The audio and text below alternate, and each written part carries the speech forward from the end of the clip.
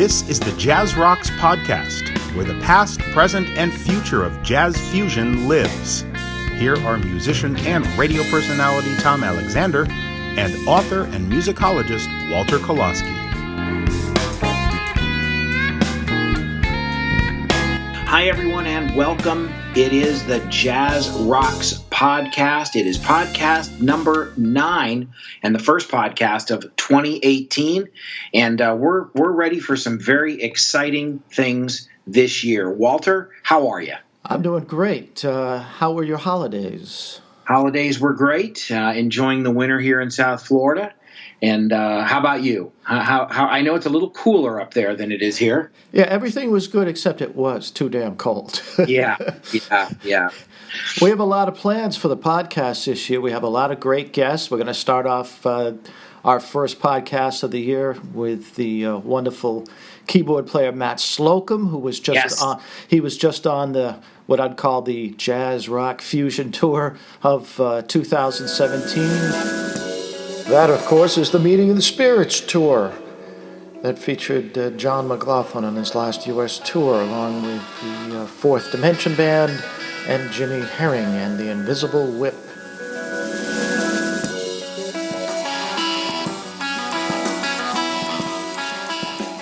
Looking forward to hearing from Matt, and we'll have many other special guests during the year and some new features as well.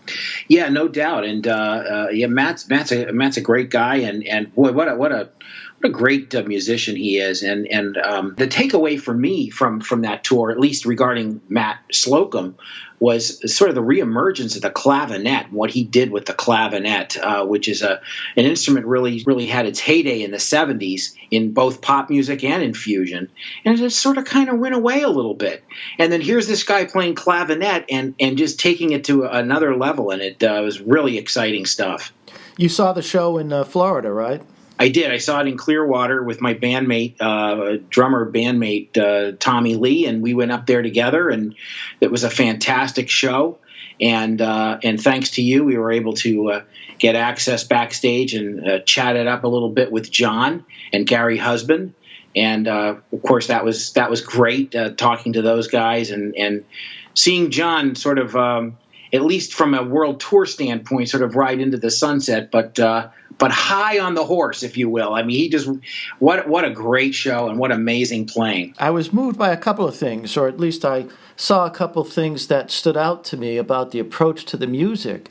Yeah. One of them really was that if you looked up on stage, we had 9 guys spread across the stage. It truly was an orchestra, more so than 5 guys. It was just a look to it. That said, John took an entirely different approach to that music. I think he approached the music as honoring the compositions, for the love of the compositions, and not necessarily for when the compositions occurred and were originally played. And by that I mean there was a different attitude. It was more about enjoying the music than a reverential offering to the heavens. Yeah. In the sense of the way it was back then. And if you look at YouTube performances back then, you don't see John McLaughlin jumping around and laughing the way you saw him on this Meeting of the Spirits tour.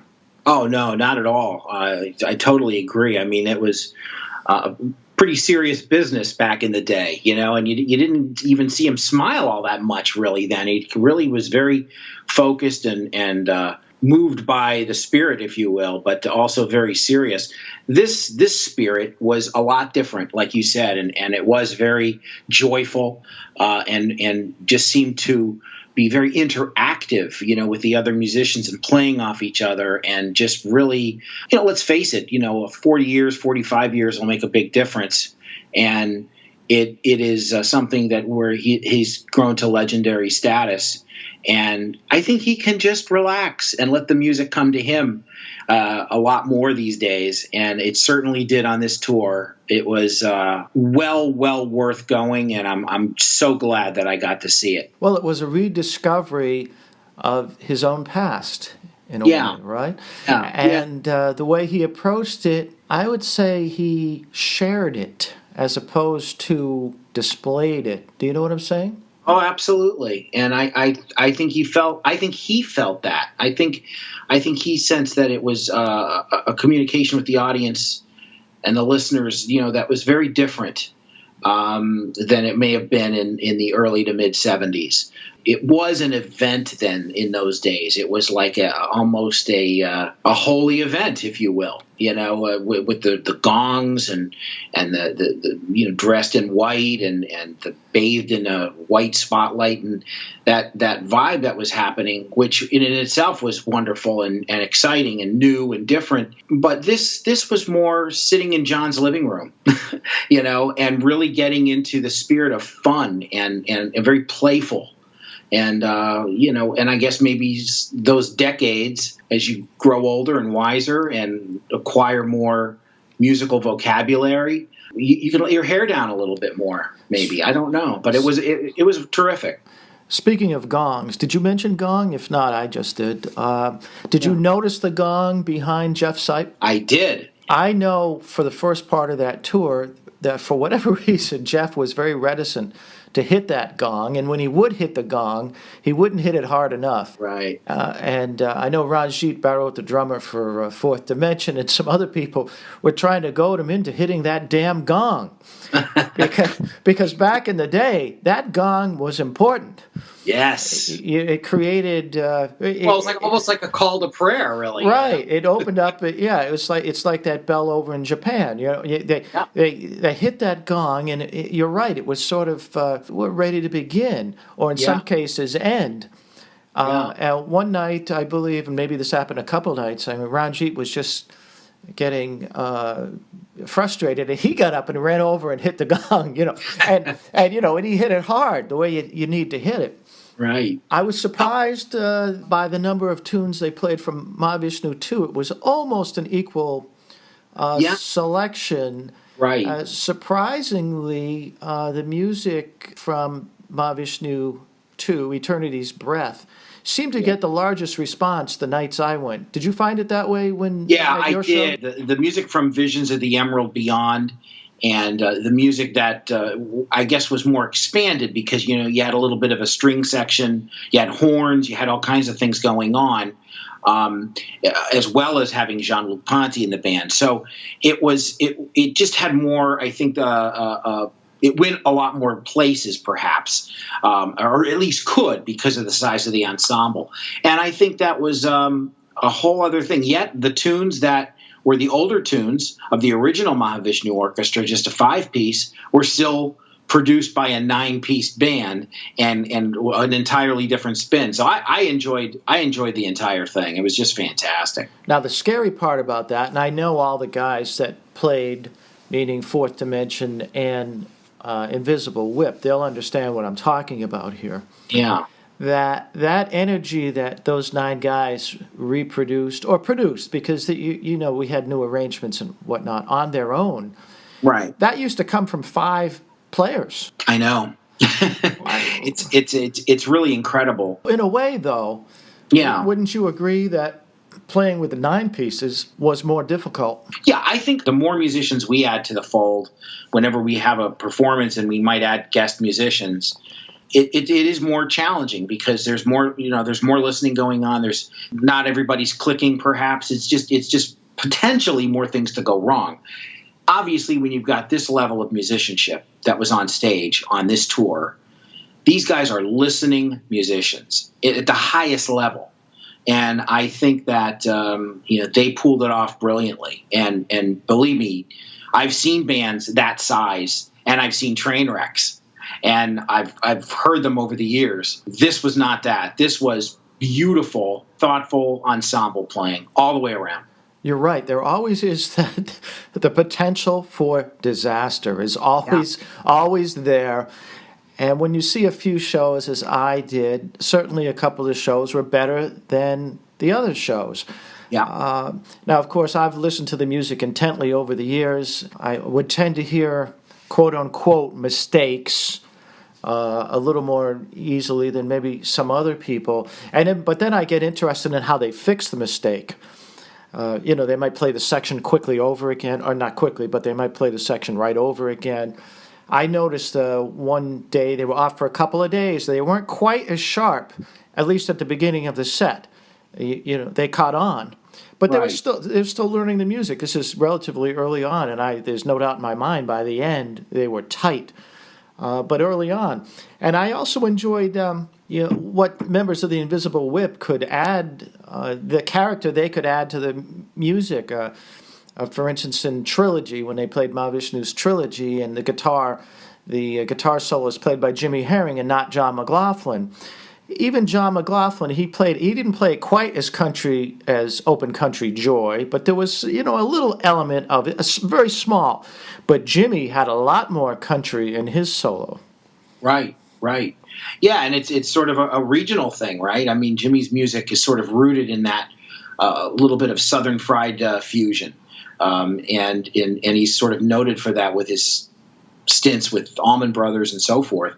I just think that just the way it was divvied up, if you will, the way they sort of decided, okay, you know what, you do this, I'll do this. We'll knowing they knew everyone's strengths, and they focused on the strengths, and it just, I mean, it was one of the best concerts I've ever seen. Well, before we go on and talk about something else, I just wanted to point out the joy of the camaraderie in that tour. I was so proud. I was around for 4 or 5 days on the tour. Yeah. Just a great time hanging out, seeing the two bands not only mesh on stage, but off stage. Jimmy Herring and these guys, the Invisible Whip, just wonderful, wonderful people. I already knew the guys on Fourth Dimension, of course, and I already knew that was the case with them too. But it was just a joy to be around that entire atmosphere, and I have talked to some of those guys since, and they all felt that way. It was just a very, very special occasion, and I was really glad to have been a part of it. Well, it's great that I know you've got a long history with John in particular, and great connections with a lot of those folks, and I'm sure it was a wonderful experience. And again, thank you for getting us backstage access to the Clearwater show. Wonderful hanging out with those guys, and even got to pass off a little bit of our music on to them, and that's always fun. And it's so great when people you really admire are eager to, genuinely eager to hear, what other musicians are doing. It's very cool. And that's the segue I was hoping you would make, because since we've been on last week, both our projects have been released. I just want to talk about mine and then ask you about yours. My Mahavishnu picture book was released. Mm-hmm. It's available at iBooks and as a Kindle. Reaction's been great. Had some great write-ups and some great feedback from readers. I'm very, very proud of it. It's called the Mahavishnu Orchestra Picture Book. If anybody out there is interested in reading the history of Mahavishnu as it occurred, live at concerts, and seeing some of the most dramatic pictures, inspiring pictures you're ever going to see, check the book out, please. And, of course, your album has been out for a couple of months as well. Yeah, it's been out for a little while. It's more of an acoustic album, and it's most primarily piano and some acoustic guitar with my good friend John Fifield playing guitar. It's called Overbrook Avenue, and it's available on iTunes, Amazon, wherever digital music is sold. And I should mention, Walter, that the new album from my band Earth Code, which is sort of charging aggressive fusion in a lot of ways, that's coming out in March. So we'll keep an eye out for that. We'll let the listeners know when that's on its way as well. So yeah, very, very exciting. And by the way, good feedback on the Overbrook Avenue album. Been very happy and look forward to many more downloads. Yeah, many more downloads. That's a phrase we never thought we'd be saying. As we grew up. Now, I think I just invented it. Yeah. So we opened the show talking about the Meeting of the Spirits tour, and our guest today is Matt Slocum, who was an integral part of that tour, a player I've actually seen several times. I hosted the New Universe Music Festival back in North Carolina a few years ago. He was part of that, and I also saw him play in the Guitar Army with my buddy Joe Robinson up here toward Boston. I saw that last year. Unfortunately, I wasn't able to see him after the show, got too busy. but a very well-spoken guy, a brilliant musician, and looking forward to hearing from him.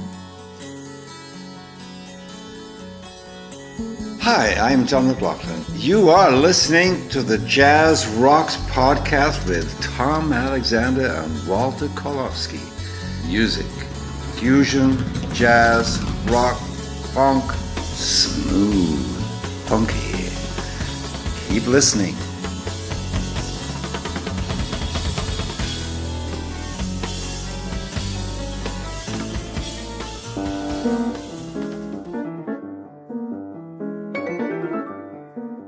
On A Meeting of Spirits, his latest album, Gary Husband interprets John McLaughlin's compositions in the only way Gary knows how, by digging deep and pulling out every last ounce of inspiration. McLaughlin's provocative pieces are jam-packed with possibilities, and Husband ferrets them out in a tour de force of interpretation and improvisation.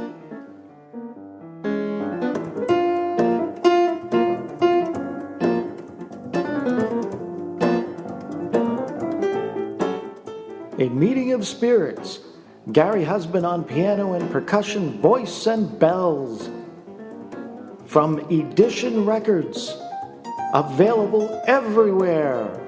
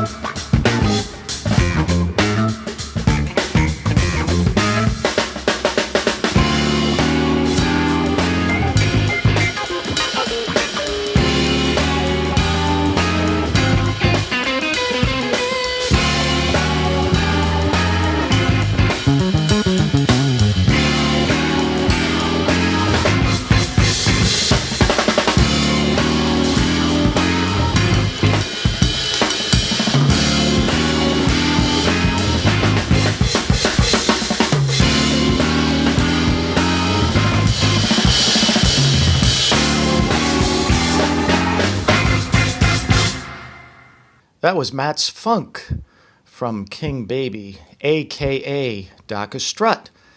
That's a composition from our guest today, keyboardist Matt Slocum. Matt's been a key component in the music of Jimmy Herring, O'Teal Burbage, John McLaughlin, Colonel Bruce Hampton, and many, many others. In addition to his extraordinary collaborations, Matt's also a member of that Atlanta-based band, King Baby, that we just heard from. The Jazz Rocks podcast is happy to welcome Matt Slocum. Hi, Matt. Hi, how you doing today? I'm doing great. Meet Tom Alexander. Hey, Tom, how's it going? Matt, I'm doing great. Thanks so much for coming on. How you doing? I'm doing pretty well today. Yeah, I appreciate it. Good to meet you. Yeah, same here. Likewise. Boy, I tell you, a real who's who of artists in the genres of southern rock and fusion and blues and funk. It's boy, what a list. Pretty amazing. Yeah, thanks. I appreciate that. It's been a great ride so far. Still on it. It's great. So in researching for the interview, I know Matt a little bit, got to know him much better on the Meeting of the Spirits tour that just occurred. I was going to discuss that there are many Matt Slocums, and I was going to be all funny about it, and then I went and looked at some interviews and listened to some, and all the other hosts do the same thing. So no way.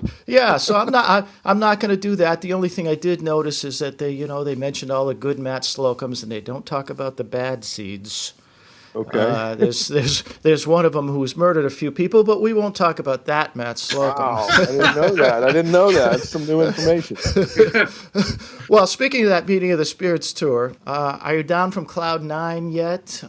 Playing with McLaughlin in the Fourth Dimension and Jimmy Herring and Invisible Whip, who, of course, you're a member of. Can you look at that tour in perspective and tell us what it meant to you and what it was like being part of that? Well, I'll tell you, I'm not sure if I'll ever be down from Cloud 9 on that one. That was an amazing tour. What an incredible opportunity. It's definitely an honor to be a part of that. I've played with Jimmy for a long time, and John and Jimmy became close, and so being in Jimmy's band, John and I guess Shovik from Abstract Logic kind of put the whole thing together and got the two connected, and being in his band had this great opportunity to get on this tour, and had actually played with John once or twice before with the Aquarium Rescue Unit. He came and sat in, but man, it was just completely mind-boggling and an incredible experience at the same time to be up there and play with these masters, and then to also to revisit or be a part of revisiting the Mahavishnu music, which, from my understanding, John had not, he'd probably played his songs here and there throughout, but had never done it as a collective thing where we actually played his Mahavishnu music. So, and this was a kind of a farewell tour, I think, at least for the States. So, just an incredible opportunity. I mean, I don't think I've quite wrapped my head around it yet. And I know it's been, I don't know, month and a half or something since we got off tour, but I'm still going back going, wow, is it over? Is it over? I can't believe that. But incredible music and just being on your toes, the entire time and playing at the top of your ability every night, listening, and forming a bond with everybody on stage to where you can trust, which is a huge part of music when you're playing with other musicians, is trusting them to be up there and having your back. And so, yeah, what an incredible experience. I hope that I get a chance to play in that capacity again. I hope that happens. Matt, let me ask you, as a fellow musician, fellow keyboard player, I had the very good fortune to see the show in Clearwater, Florida, and just an amazing performance by both bands. And you sort of touched on it just now about the trust aspect of music and the other musicians. And you also had to sort of almost be a chameleon in some ways to shift from the great music of Jimmy Herring and then into the, almost legendary status, definitely legendary status of John McLaughlin, and to kind of just make that seamless transition from one music to the next. That had to just be almost a surreal experience, I would imagine. It really was. It truly was. And of course, I feel more comfortable playing Jimmy's music because I've been playing with him for a long time. And Sure. And we all have that chemistry and that bond and the trust factor going on already. But, John's guys, for one, they're masters of their instruments and just incredible musicians overall. I mean, not just at their instrument, but overall just incredible musicians. And they're great people. I mean, I was fortunate enough, and I say fortunate because I got to basically stay on John's bus. We had two buses, and Jimmy's bus and John's, and it just worked out that with the crew and the way things were working out, I ended up staying on John's bus, and I hung out with him for the whole 6-week tour, and got to know him and hang out and just kind of get in the middle of what the way they hang and what they listen to. And I learned so much on that tour. But yeah, playing Jimmy's music, which I feel very comfortable with, and then jumping into the Mahavishnu stuff. Once the Fourth Dimension had played, we all came out as a collective band. The two bands came together and formed this meeting of the spirits, and which was to revisit the Mahavishnu music. But I'll tell you, they made it very comfortable and easy to do, although it was very demanding, and kind of had to find your spot. Where do I fit into this? Where can I shine a little bit, and where can I just be a part of the band to back up and to perform the music so that somebody else was shining, that I was there to make them or to help in making them be the best they could, and the music's incredible. I mean, there's not a single song that we played that was in 4/4. I mean, everything's in 9 and 20 and 5, and it's just like so. You really are kind of like a chameleon. I guess that's a good way to put it. Yeah. I saw one show. I had pretty good seats for these shows, as I always have for McLaughlin shows for some reason. It's because I'm on top of it. And I saw John come over to you, and I could hear him say something. Do you want to take this part, or do you want to do something here? And I remember you saying, "Yes, I do." What? Do you have memories of that where you were given a turn, an unexpected turn, or something like that, where okay, here's your time to shine? Right. Yeah. It was really cool because we all in Jimmy's band, we really poured our hearts into one, doing the homework at the house, and then two, we got together. I mean, we spent, I don't know. I mean, we rehearsed several times over 8-9 months practicing this material together for what we knew we were going to be playing. And there was a huge list of songs that kind of got narrowed down to what we actually had as our, the music to pull from, and we actually played. But two songs, Birds of,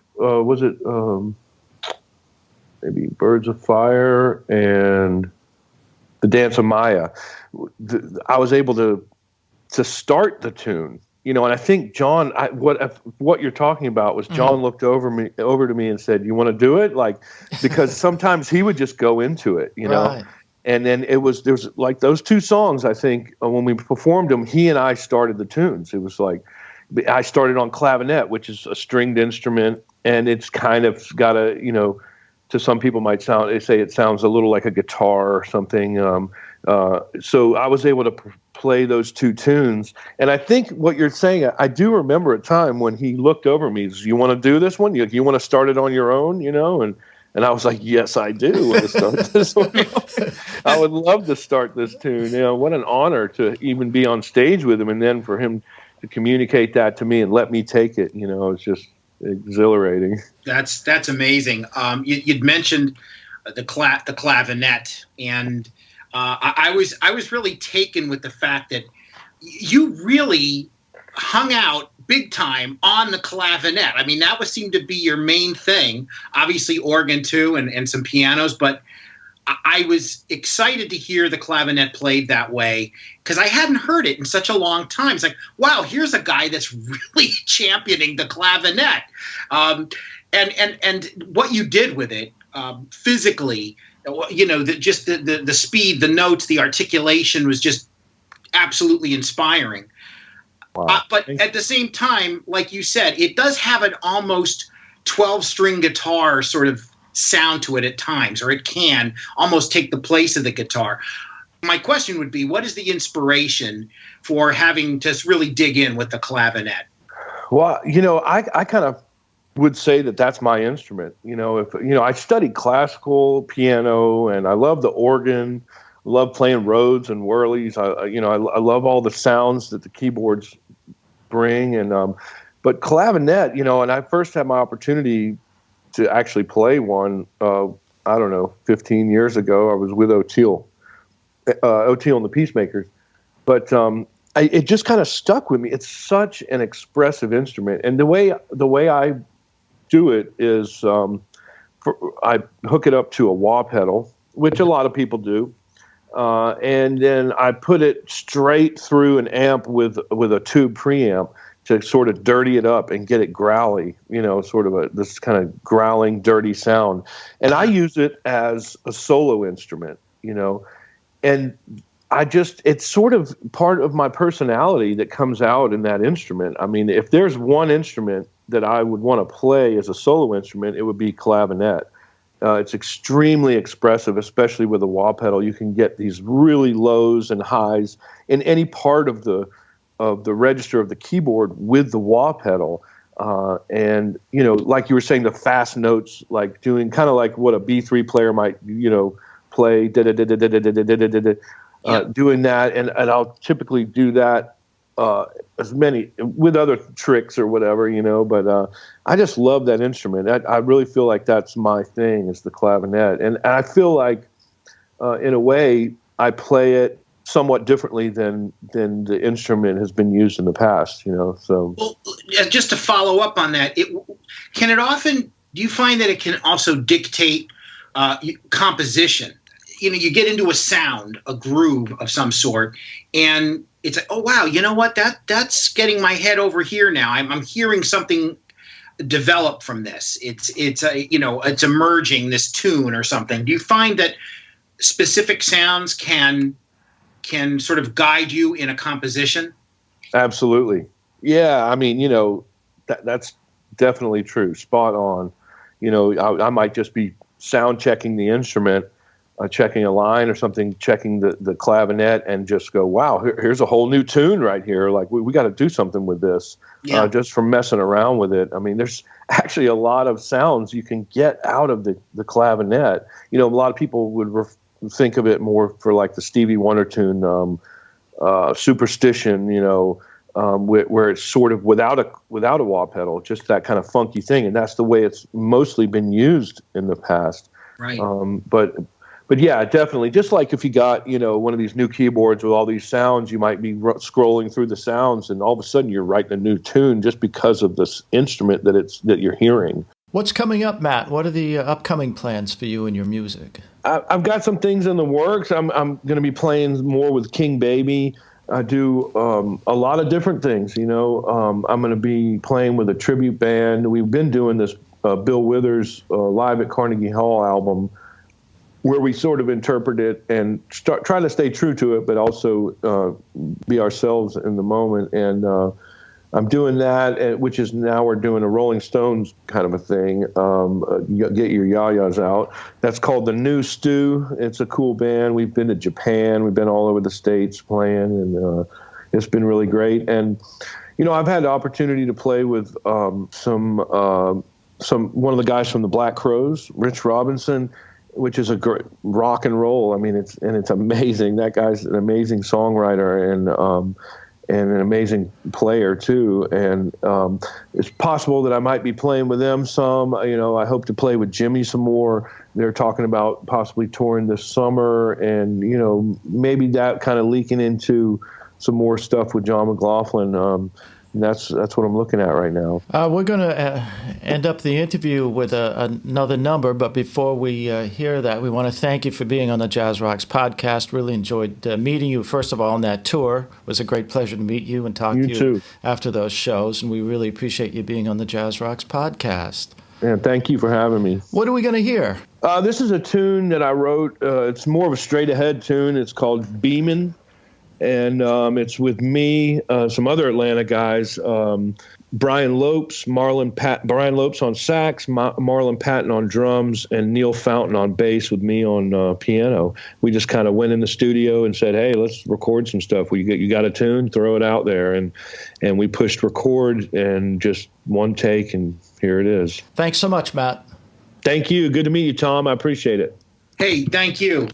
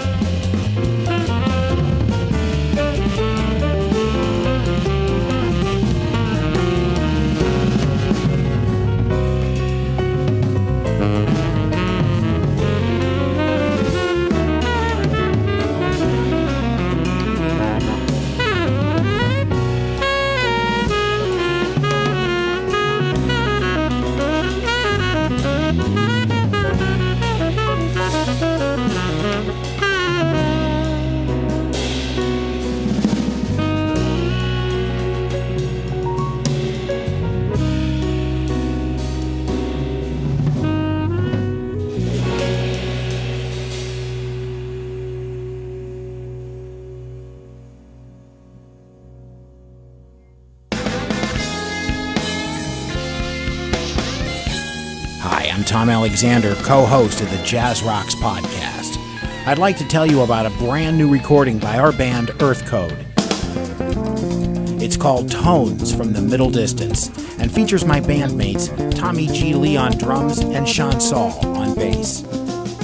It also includes several guest musicians, creating an amalgam of fusion, funk, and world music. Hear us stretch out fusing sonic textures with burning rhythms as we put a heavy spin on 10 brand new globe-trotting compositions. Tones from the Middle Distance is coming March of 2018 and will be available on iTunes, Amazon, and wherever digital music is sold.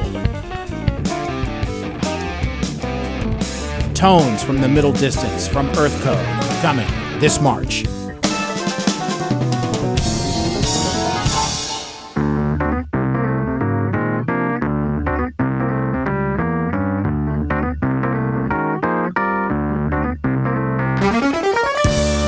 This is Jan Hammer. You are listening to Jazz Rocks podcast with Tom Alexander and Walter Goloski.